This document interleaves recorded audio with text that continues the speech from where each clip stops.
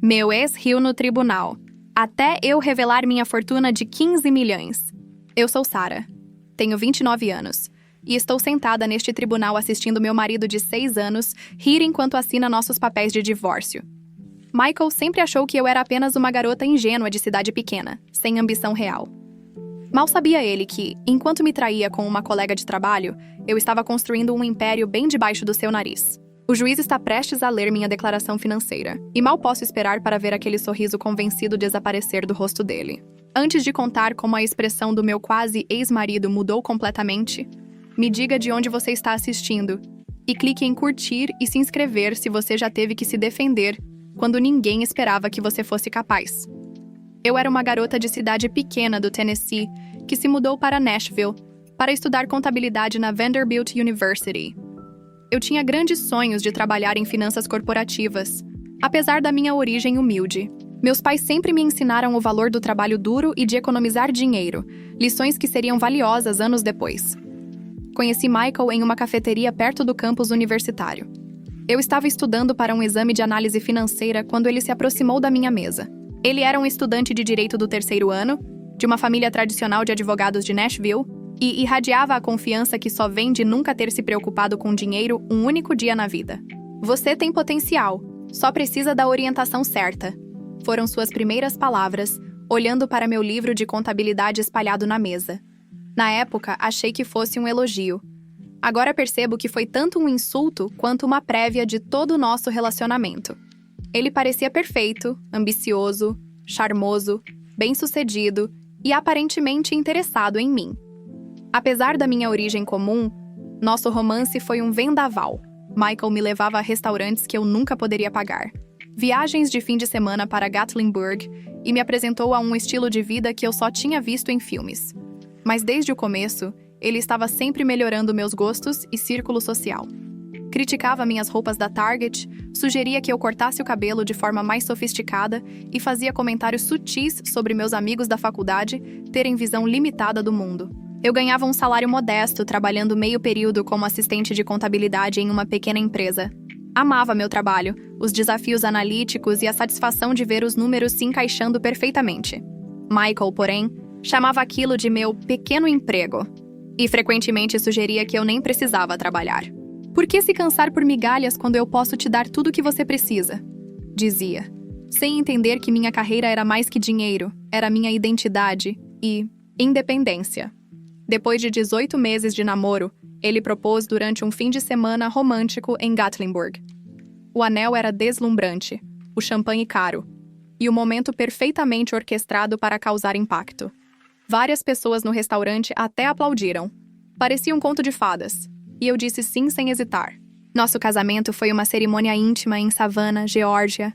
Minha escolha, apesar da pressão da família dele por algo grandioso em Nashville. Olhando para trás, percebi que foi uma das poucas vezes que consegui manter minha posição contra as expectativas da família Shannon. Ao menos foi num lugar respeitável, mesmo que simples, comentou a mãe dele, Margaret, com um sorriso contido que não chegava aos olhos. Foi meu primeiro gosto real de como sua família me via como alguém não suficientemente boa para o filho deles. Depois da lua de mel no Caribe, mudamos para a casa dele em Belmaid, um dos bairros mais exclusivos de Nashville. Tudo era elegante, caro e frio, muito parecido com a família dele. Tentei adicionar toques pessoais, fotos, arte colorida, plantas, mas Michael preferia a estética minimalista que mostrava riqueza em vez de nossa personalidade como casal. Os primeiros sinais de problemas apareceram em meses. Michael questionava todas as decisões de decoração que eu tomava, criticava minhas amigas e fazia comentários sutis sobre minha carreira.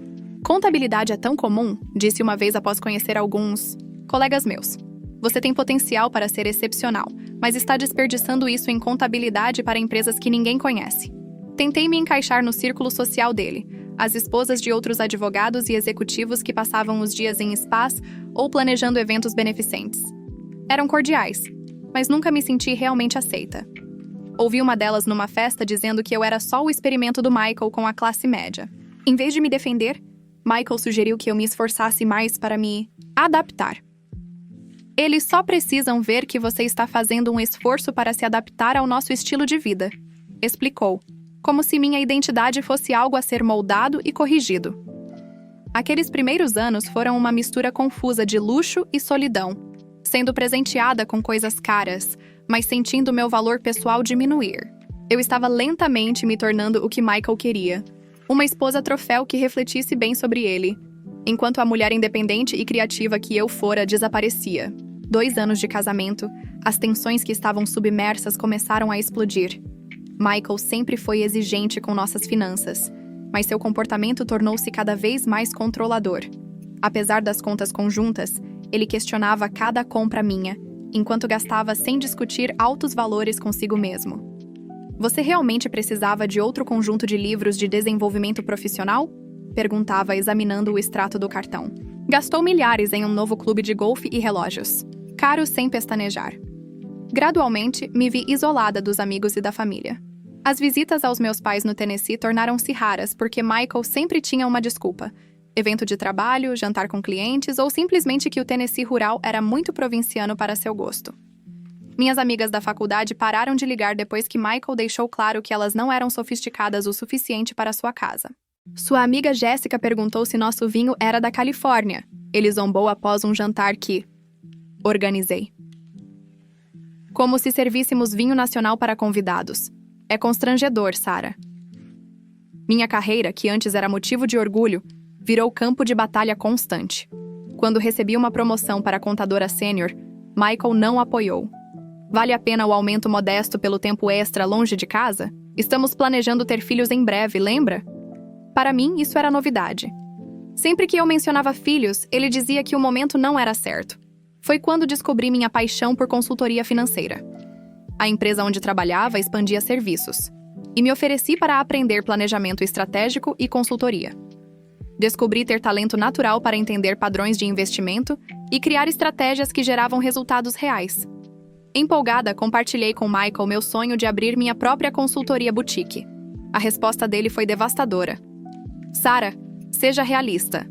Começar um negócio exige tino comercial, que não é seu ponto. Forte. E a maioria das pequenas empresas falha no primeiro ano. Por que arriscar o que temos? Nossas abordagens ao dinheiro evidenciavam diferenças fundamentais. Michael acreditava no consumo ostensivo, endereço certo, carro certo, férias certas para manter uma imagem de sucesso. Eu, com minha criação de classe média, acreditava em poupar, investir sabiamente e buscar valor, não só preço alto. Próximo ao nosso 3º aniversário, as noites tardias dele no escritório viraram rotina. Grandes clientes, análises de mercado, relatórios trimestrais. Suas desculpas variavam, mas a ausência era constante. Jantava sozinha quase todas as noites, ia para a cama sozinha, vivendo cada vez mais a vida de alguém solteiro, porém sob o escrutínio financeiro de uma criança recebendo mesada. Nossa primeira briga séria veio após a festa anual de Natal da família dele. No caminho de volta, a mãe dele perguntou diretamente quando teríamos netos. Eu disse que estava pronta quando Michael estivesse, mas ele mudou suavemente de assunto. Confrontei-o em casa e ele respondeu friamente. Filhos são uma enorme responsabilidade e despesa. Com sua carreira modesta e as expectativas da minha família, qualquer filho nosso precisaria de fundos fiduciários, escolas privadas, conexões certas. Ainda não estamos financeiramente prontos. Ainda não? Perguntei genuinamente confusa. Michael, você ganha 6 dígitos. Sua família tem riqueza geracional. O que estamos esperando? A resposta dele foi reveladora. Meu dinheiro não é o problema. Você ainda não se estabeleceu direito. O que você contribuiria para o futuro de uma criança? O peso dessas palavras me feriu profundamente. Sua atitude desdenhosa sobre minha carreira e salário, que ele chamou de insignificante em outra discussão, solidificaram algo em mim. Eu precisava de independência financeira. Não só para mim, mas para minha sanidade. Naquela semana, abri uma conta bancária separada, em outro banco. Configurei um depósito direto pequeno do meu salário. Não o suficiente para Michael notar se olhasse nossas contas conjuntas, mas suficiente para começar a construir algo meu. Paralelamente, comecei a me educar sobre independência financeira. Li livros sobre investimentos, fiz cursos online gratuitos sobre gestão de negócios, assinei newsletters de empreendedorismo. Tudo em modo privado de navegação, cuidando para não deixar rastros digitais para Michael descobrir. A mulher que fora seduzida por gestos grandiosos e jantares caros estava despertando para a gaiola dourada onde vivia, planejando sua fuga, um pequeno passo de cada vez. Enquanto Michael continuava as noites longas no trabalho, eu comecei a lançar as bases para minha independência. Com minhas economias separadas, registrei uma pequena empresa, Sarah Mitchell Financial Solutions, e criei um site simples e profissional mostrando meu portfólio e serviços. Meu primeiro desafio era encontrar tempo para trabalhar no negócio sem que Michael soubesse. Transformei o quarto de hóspedes raramente usado em um escritório em casa, explicando que precisava de um espaço dedicado para minha educação continuada na empresa. Ele quase não notou a mudança, considerando minha ambição como algo fofo, não sério. Só não deixe isso interferir nas nossas obrigações sociais, dizia. Meu primeiro cliente veio por sorte, numa cafeteria local. Ouvi Helena Rodrigues, dona de um negócio de catering em crescimento, reclamando dos preços caros de consultores financeiros. Não posso pagar $10.000 por um plano financeiro, mas estou perdendo dinheiro e não sei onde. Apresentei-me, expliquei minha formação e ofereci ajuda por uma fração do custo, desde que eu pudesse construir meu portfólio. Helena arriscou e os resultados foram além do esperado. Identifiquei ineficiências no fluxo de caixa dela, reestruturei os termos de pagamento com fornecedores e criei uma estratégia de investimentos que aumentou seus retornos em 40% no primeiro trimestre. A transformação foi tão grande que ela me indicou a outros pequenos empresários em sua rede. Trabalhar com Helena não só me deu minha primeira história de sucesso, mas também uma amizade genuína, algo que faltava no círculo social de Michael. Você tem um dom, Sarah, disse ela num café. Você entende dinheiro de uma forma que ajuda pessoas reais a construir riqueza real. Não deixe ninguém te dizer o contrário. Trabalhei até tarde enquanto Michael viajava cada vez mais. Transformei o closet em um escritório improvisado para ligações, usando cobertores para abafar o som. Cada cliente novo era ao mesmo tempo emocionante e assustador. Emocionante porque meu negócio crescia. Assustador porque ser descoberta significaria confronto. A curva de aprendizado foi íngreme. Cometi erros, cobrando pouco, prometendo prazos que não cumpria, mas aprendi rápido. Cada cliente ensinava algo novo sobre administrar um negócio, estabelecer limites e valorizar minha expertise.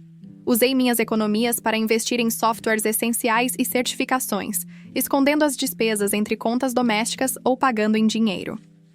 Minha lista de clientes cresceu gradualmente em 1 ano, principalmente por indicações e boca a boca. Em vez de gastar os lucros, reinvesti a maior parte no negócio e comecei a reservar uma parte para investimentos estratégicos. Michael. Permanecia alheio, atribuindo minha confiança ao ajuste ao nosso estilo de vida.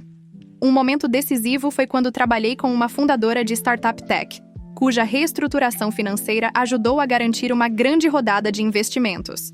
A história foi destaque numa revista de negócios de Nashville. Tive que recusar menção nominal por motivos de privacidade, mas a credibilidade abriu portas para clientes maiores. Por meio de Helena, conheci Patricia Chen, uma empreendedora serial que vendeu sua empresa anterior por 8 dígitos e lançava uma fintech. Inicialmente me contratou para um projeto pequeno, mas logo virou mentora. Você cobra muito pouco pelo seu conhecimento, disse após revisar minha tabela de preços. Triplique seus valores e veja como sua percepção muda. Estava certa. Ao aumentar as tarifas, em vez de perder clientes, atraí empresas maiores dispostas a pagar pela qualidade. Patrícia também me apresentou ao mundo do investimento anjo e gestão estratégica de portfólio. Dinheiro parado perde valor, tem que trabalhar para você, explicou. Sob sua orientação, comecei a investir em empresas emergentes, incluindo a nova fintech dela, focada em planejamento financeiro com IA. Comecei com pequenos valores, mas conforme o negócio crescia, meu portfólio de investimentos também. A emoção de ver empresa e investimentos crescerem era intoxicante. Pela primeira vez desde que conheci Michael, sentia-me viva, com propósito e independente. Construía algo valioso por mérito próprio. Durante tudo isso, mantinha a aparência de ser apenas a esposa de Michael em eventos sociais. Concordava educadamente quando as esposas de seus colegas falavam de compras e comitês beneficentes. Ia a jantares de trabalho dele e desempenhava com perfeição o papel de esposa apoiadora, enquanto administrava um negócio em crescimento em casa e tomava decisões de investimento que mudariam minha vida. Minha dupla vida era exaustiva, mas empoderadora. Cada novo cliente, Cada consulta bem-sucedida, cada retorno de investimento era um passo rumo à liberdade da qual eu precisava em um casamento controlador. 4 anos de casamento, a fachada começou a ruir. Tudo começou com uma mensagem no celular dele enquanto tomava banho. Uma prévia na tela de bloqueio de alguém chamado A dizia: "Já estou com saudades." A mensagem desapareceu antes que eu pudesse ler mais, mas plantou uma semente de suspeita que não pude ignorar. Michael estava mais distante que o normal, chegando em casa com cheiro de um perfume desconhecido, que dizia ser de colegas que abraçava em eventos. Decidi investigar em vez de confrontar direto. Anotei seus padrões: reuniões tardias às quintas, conferências de fim de semana sem site, aumento dos jantares de clientes num restaurante chique no centro. Na quinta seguinte, falei que iria ajudar Helena num evento corporativo especial, mas estacionei perto do restaurante que ele frequentava e esperei. Às 20h30, seu BMW entrou no estacionamento. 10 minutos depois, um Mercedes vermelho chegou e uma mulher loira saiu. Mesmo de longe, reconheci Amanda Walsh, colega do escritório de advocacia. Vi-os se abraçando como colegas nunca fariam. Ele a beijou no estacionamento antes de entrarem juntos. Minhas mãos tremiam enquanto tirava fotos. Meu estômago, um vazio de traição e confirmação. Esperei 30 minutos antes de entrar no restaurante. Eles estavam numa mesa de canto, a mão dele na dela, inclinados intimamente. Abordei-os silenciosamente, coração batendo tão forte que todos deveriam ouvir. "Isso explica as reuniões tardias", disse, voz surpreendentemente firme. Michael recuou abruptamente, seu rosto passando por choque, culpa e finalmente irritação por ter sido pego. Amanda parecia envergonhada, pegando a bolsa e murmurando que ia ao banheiro. "Sarah, não é o que parece." Michael usava o tom suave de sempre. "Ah, é? Porque parece que você está jantando com sua namorada enquanto sua esposa pensa que você está trabalhando." A conversa foi surreal. Michael pediu desculpas pela metade. Disse que era só físico e teve a audácia de me culpar. "Você está tão envolvida em seus projetos de contabilidade?" Falou baixinho enquanto os outros começavam a notar a tensão. "Você ficou chata, sem ambição. Quando foi a última vez que fez um esforço no nosso casamento?" Saí do restaurante sozinha, dirigindo sem rumo por horas antes de voltar para casa. Ele voltou depois da meia-noite, prometendo terminar o caso. Sugeriu terapia até uma segunda lua de mel. Por razões que não entendi na hora, fingi considerar a reconciliação. "Preciso de tempo", disse, o que não era mentira. Precisava de tempo, não para perdoar, mas para planejar meus passos seguintes. As semanas seguintes foram uma aula de enganação para nós dois. Michael ficou temporariamente atencioso, trouxe flores, sugeriu encontros, enquanto eu consultava advogados de divórcio durante supostas reuniões com clientes. Rebecca Torres, uma advogada de divórcio recomendada por Patrícia, explicou a realidade. Tennessee é um estado de divisão equitativa. Sem acordo pré-nupcial, o tribunal divide os bens com base no que consideram justo, não necessariamente igual. Aprendi sobre nossas finanças entrelaçadas, a complexidade de divorciar alguém com dinheiro de família e a importância de documentar tudo. "Conhecimento é poder, especialmente no divórcio", disse Rebecca. Minha coleta cautelosa de informações parou abruptamente quando Michael descobriu meu histórico de navegação no computador compartilhado. Esqueci de usar navegação privada numa busca. Processo de divisão de bens no divórcio no Tennessee. A raiva dele foi imediata e assustadora. Ele me encurralou na cozinha, agitando o celular com a captura de tela. "É isso que você tem feito? Planejando me divorciar e levar meu dinheiro?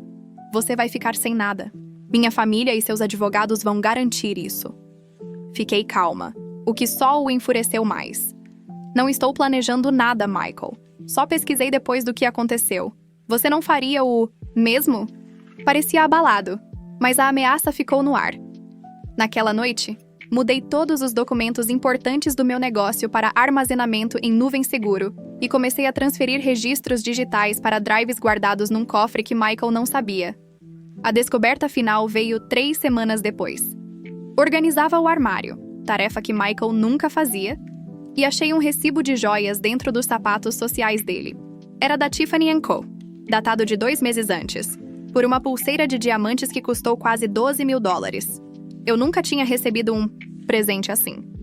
Mesmo sabendo da traição, Aquela evidência do investimento concreto dele numa outra mulher me feriu mais do que esperava. O recibo mostrava que ele gastou nosso dinheiro, supostamente nosso, em Amanda. Antes que eu pudesse processar, ouvi a porta da frente abrir. Vozes, Michael e uma mulher rindo na entrada.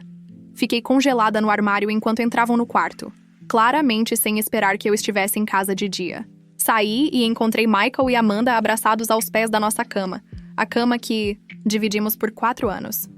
Sarah, Michael exclamou, sem se afastar de Amanda. Você deveria estar no trabalho. Tirei meio período. Respondi, surpresa com minha própria calma. Claro que deveria ter avisado. O que veio depois não foi a confrontação emocional que os filmes mostram. Michael ficou frio e pragmático. Bem, isso me poupa uma conversa difícil, disse, ajeitando a gravata. Quero o divórcio, Sarah. Amanda e eu planejamos um futuro juntos. Confiança absoluta ao expor seus termos. Eu ficaria com meus pertences pessoais e uma pequena indenização para recomeçar. A casa, os investimentos, até os móveis que compramos juntos seriam dele. Meus advogados entrarão em contato, concluiu, confuso com minha falta de histeria ou súplicas. Você deveria procurar outro lugar para ficar a partir de hoje. Na verdade, disse, esta ainda é minha residência legal. Vou ficar. Você e Amanda podem procurar um hotel. O rosto dele escureceu com minha resistência, mas Amanda puxou seu braço. Vamos, Michael, a gente resolve isso depois. Ao saírem, ele lançou uma última ameaça. Você vai se arrepender de não aceitar minha oferta generosa. Quando meus advogados terminarem, vai ter sorte se conseguir pagar um trailer no pior lugar de Nashville. Fechei a porta, encostei nela e, pela primeira vez desde que descobri o caso, sorri. Michael não fazia ideia do que estava por vir.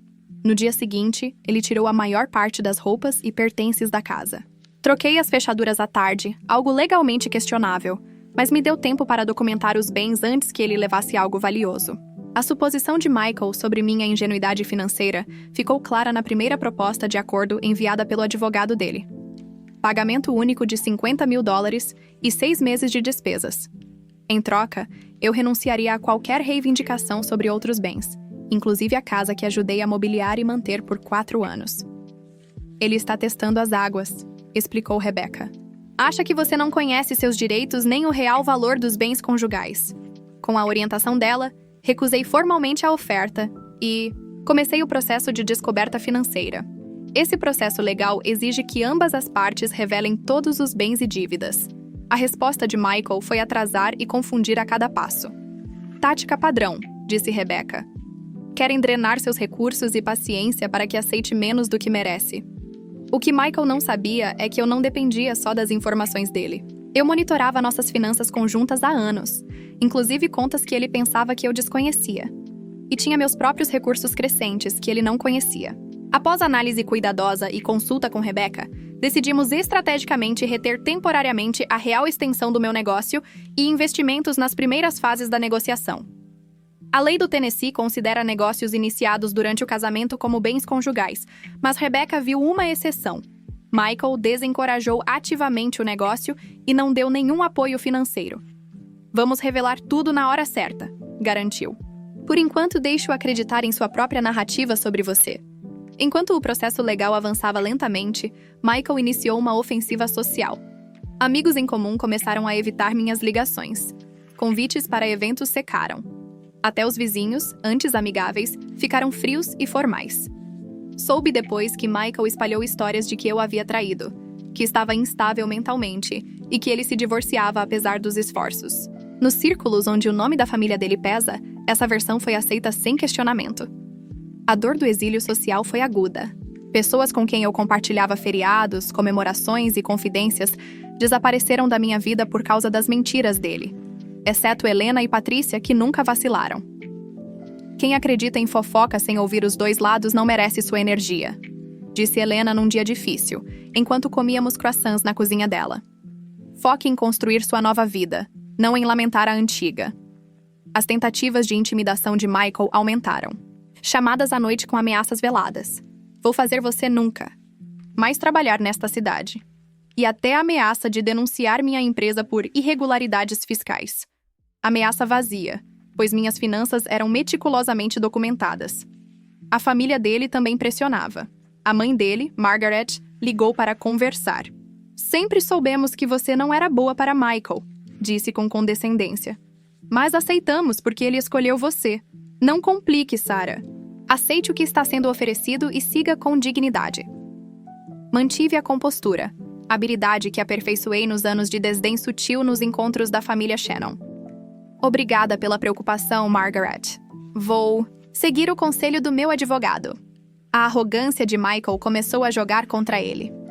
Achando que eu não tinha recursos para uma batalha longa, cometeu erros graves. Não revelou contas de investimento que eu tinha documentos. Subestimou o valor da carteira de ações, alegou que certos bens eram propriedade separada, mesmo comprados com fundos conjugais. Rebecca documentou cada discrepância, construindo um caso que minaria a credibilidade dele no tribunal. Enquanto isso, minha empresa cresceu exponencialmente na separação. Um plano financeiro que criei para uma rede regional de restaurantes evitou a falência e triplicou os lucros, levando a matérias em publicações do setor. Recusei entrevistas por motivos pessoais, mas o reconhecimento profissional trouxe uma avalanche de novos clientes. O grande avanço veio ao fechar contrato com uma rede nacional de varejo para reestruturar toda a estratégia financeira. Um acordo de 6 dígitos que transformou meu negócio de bem-sucedido a excepcional. Contratei 4 funcionários, aluguei um escritório profissional no centro de Nashville e comecei a recusar clientes cujos valores não alinhavam com a missão da empresa. Tudo isso enquanto Michael e sua equipe jurídica me retratavam como uma contadora em dificuldades, dependente do marido. A visão dele de mim como a garota ingênua deslumbrada com a riqueza dele se cristalizou ao ponto dele não conceber meu sucesso sem ele. Nesse período, Patrícia me apresentou a investidores anjos interessados em fintechs. Minha combinação de expertise financeira prática e visão tecnológica impressionou-os a ponto de receber financiamento inicial para um aplicativo revolucionário de planejamento financeiro que eu desenvolvia. O app, que usava IA para dar conselhos personalizados a pequenos negócios e indivíduos, lançou uma versão beta com respostas muito positivas. Em 6 meses, tínhamos 50 mil usuários e ofertas de aquisição de grandes instituições financeiras. Também fiz investimentos estratégicos em outras startups, diversificando meu portfólio. Investi em tecnologia, imóveis e mercados emergentes, sempre buscando maximizar retorno e minimizar risco. Na noite antes da audiência final, sentei sozinha na casa que nunca foi lar, refletindo sobre minha jornada. 4 anos antes, eu estava tão disposta a agradar Michael que comecei a me perder. A traição dolorosa me forçou a redescobrir minha força, ambição e valor. Fiz uma mala pequena para passar a noite, decidida a não ficar mais uma noite no espaço onde meu casamento desmoronou. Meu novo apartamento de cobertura estava pronto, comprado por meio de uma LLC que Michael desconhecia, mobiliado com peças que escolhi pela beleza e conforto, não pelo status. Enquanto fechava a mala, meu celular tocou com uma mensagem de Patrícia. Lembre-se de quem você é amanhã, não de quem ele tentou fazer você ser. Com essas palavras no coração, preparei-me para o ato final do meu casamento com Michael Shannon. A manhã da audiência foi clara e fresca.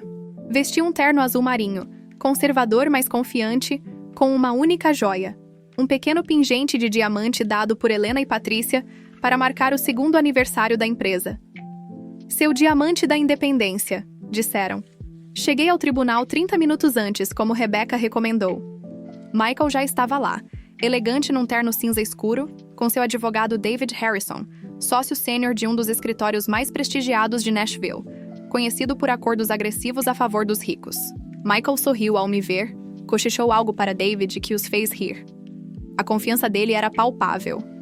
Ele acreditava que era mera formalidade antes da vitória inevitável. Rebecca chegou momentos depois, impecável num terno bordô que contrastava com as cores sóbrias do tribunal. Diferente de David e sua equipe de associados juniores, Rebecca trabalhava com precisão e propósito, irradiando uma competência tranquila que me acalmava desde nosso primeiro encontro. Pronta? Ela perguntou, sem revelar nada. Mais que pronta, respondi. A sala da juíza Catherine Williams era imponente e austera. A juíza, uma mulher na casa dos 50 anos, cabelos prateados e olhar penetrante, tinha fama de justa, mas pouca paciência para jogos ou choradeiras. Ao começar, Michael fez uma atuação digna de Oscar. Pintou-se como o marido dedicado que apoiou as modestas ambições da esposa, só para ser retribuído com ingratidão e exigências absurdas no divórcio.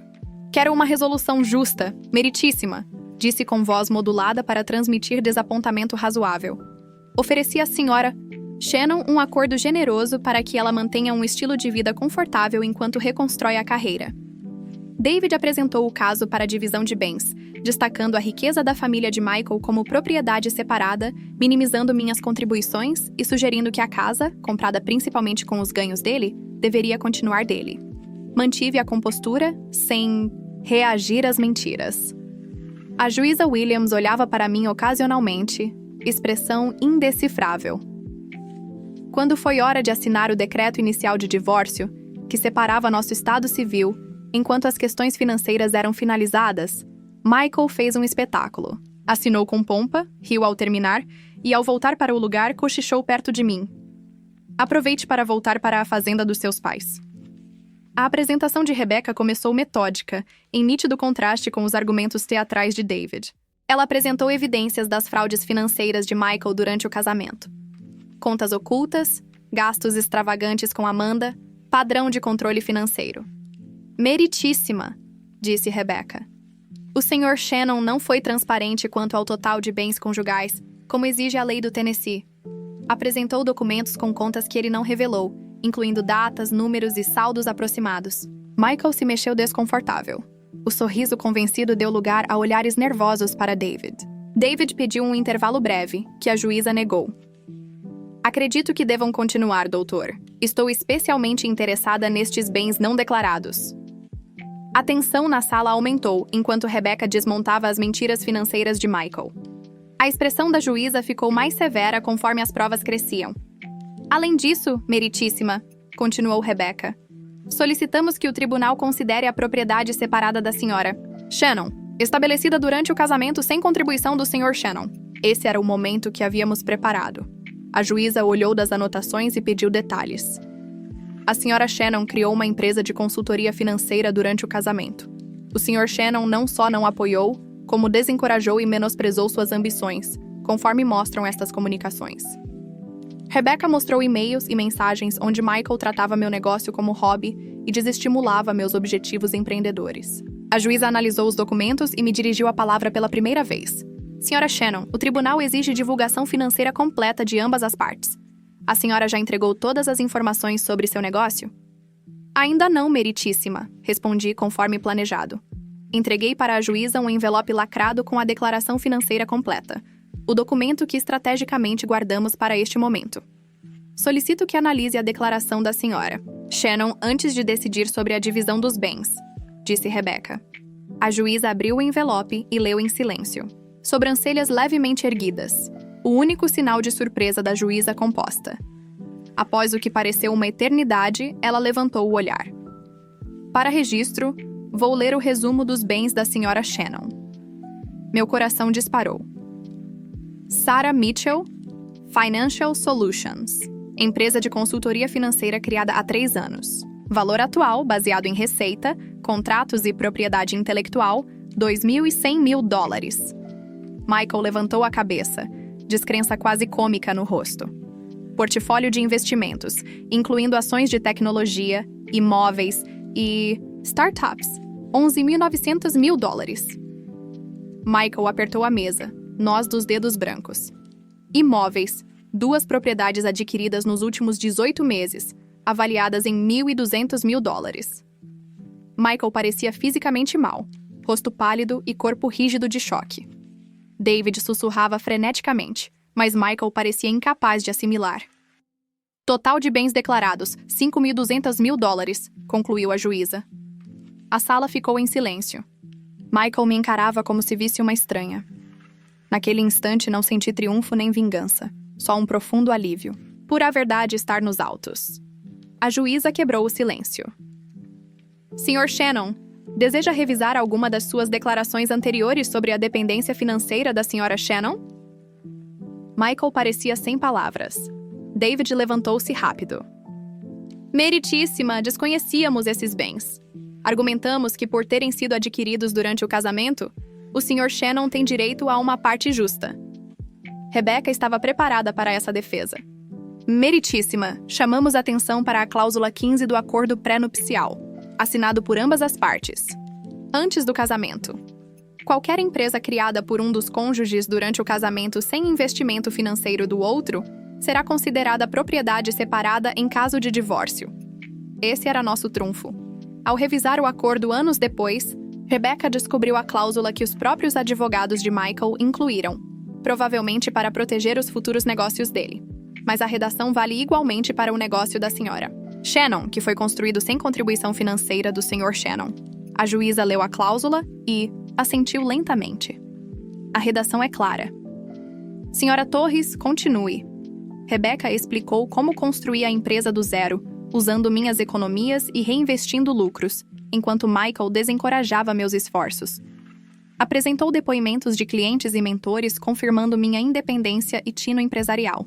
Durante a apresentação, observei Michael, que poucas horas antes rira ao assinar os papéis do divórcio. Agora sentado, congelado, sua confiança destruída. Amanda, que estava na galeria, saiu discretamente com expressão indecifrável. A juíza levou 20 minutos para analisar os documentos antes de decidir. Quando voltou, a sentença foi clara.